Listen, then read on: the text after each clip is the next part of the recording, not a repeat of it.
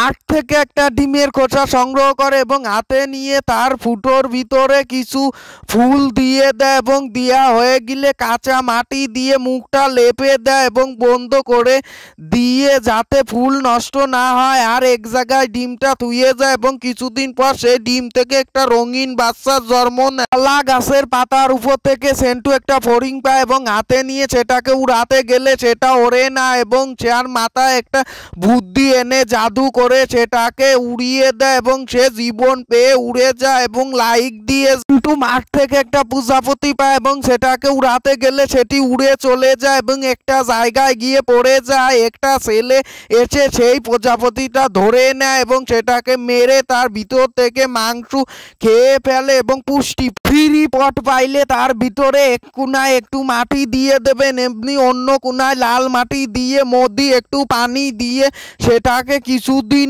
রোদ্রে রেখে দেবেন এবং রোদ্রের তাপে কিছুদিন পরেই তার ভিতরে জেলির মতো কিছু তৈরি হবে এবং সেটা খেয়ে আপনি অনেক শক্তি পাবে। এদের সন্ধানে মাটি খুঁড়তে খুঁড়তে হঠাৎ করে সে একটা কাঁচের বোতল পায় এবং সেটাকে পানিতে ধুয়ে নেয়। ভালো করে ধোয়া হয়ে গেলে তার ভিতরে পানি দিয়ে একটা রঙিন মাছ ছেড়ে দেয় এবং ছোট একটা অ্যাকুয়ারিয়াম হয়ে যায়। এবার প্রতিটি আগের মতো সেন্টু হঠাৎ করে একটা মাছ ধরলো, রঙিন মাছ। তারপর পাশের পুকুরে ছোট একটা গাতার ভিতরে সেই মাছটা ছেড়ে দিয়ে চলে গেল এবং একটি ভালো ছেলে এসে সেই মাছটা মরে যাবে বিদায় তার ভিতর থেকে উঠিয়ে একটা সাগরে ফেলে দেয় এবং লাইক দিতে বলে। পিন ছাড়া কলমকে কখনোই ফেলে দিবেন না, তার জন্য একটা মাথায় আইডিয়া বের করে কলমকে পুড়িয়ে নেবেন এবং পুরা অংশের ভিতরে একটা বেলেট ঢুকিয়ে নিয়ে একটা চাকুর রূপ দেবে এবং সবজি কাট। কিন্তু কাঁকড়াটিকে খেতে যায় এবং না খেয়ে মাথায় আইডিয়া বের করে পানির ভিতরে ছেড়ে দেয় এবং দড়ির সাহায্যে সেটাকে টানতে থাকে। কিছুক্ষণ পরে টানতে টানতে কাঁকড়াটি উঠে আসে এবং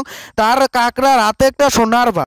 কাঁকড়া গাছে ঝুলতে থাকে এবং সেন্টু তাকে নিয়ে মাটিতে ছেড়ে দেয় এবং কিছুক্ষণ ছাড়ার পরেই সে কাঁকড়াটি বাসায় ফিরে যায়।